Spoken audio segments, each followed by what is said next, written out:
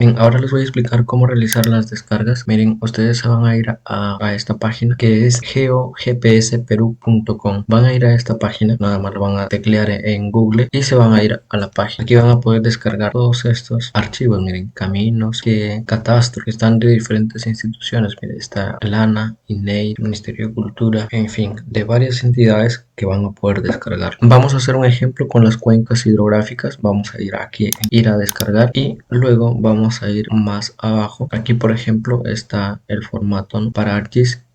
Le damos clic aquí en descargar, que es límite de cuencas hidrográficas, pero aquí también pueden ver un mapa. Miren, aquí están los mapas y si ustedes le dan clic ahí en uno de ellos, pues ustedes pueden descargar curvas de nivel, límites, la red hidrográfica de esa cuenca. Pero como les digo, también pueden descargarlos desde acá. Aquí hay videos de cómo lo pueden descargar. Y bueno, vamos a hacer un ejemplo con cuencas hidrográficas. Le vamos a dar clic aquí, nos va a llevar a esta zona de donde está el archivo. Simplemente le damos clic en descargar. Bueno, ahora vamos a ir acá al escritorio. Aquí tengo una carpeta de data donde he creado y donde voy a guardar estos archivos, y le voy a dar así con el nombre por defecto. Le voy a dar clic en guardar. Ahora vamos al ArcGIS y aquí vamos a conectar esa carpeta. Me voy a ir acá al catálogo. Si no tienen el catálogo aquí, lo pueden tener desde acá. Son al catálogo, yo le doy en este botón para que se quede en la parte derecha. Aquí donde dice folder connection, le dan clic derecho y conectar el folder. Aquí en el escritorio ubico la carpeta y le doy en aceptar. Luego despliego en el signo más, le voy a dar aquí en refrescar. Como ven, aquí me está saliendo que no tiene contenido, y esto es porque el archivo que he descargado tengo que descomprimirlo. Entonces vamos a ir a la carpeta y vamos a extraerlo. Ahí está, dentro de la carpeta ya están las cuencas, entonces lo dejamos ahí. Vamos a irnos al ArcGIS, vamos a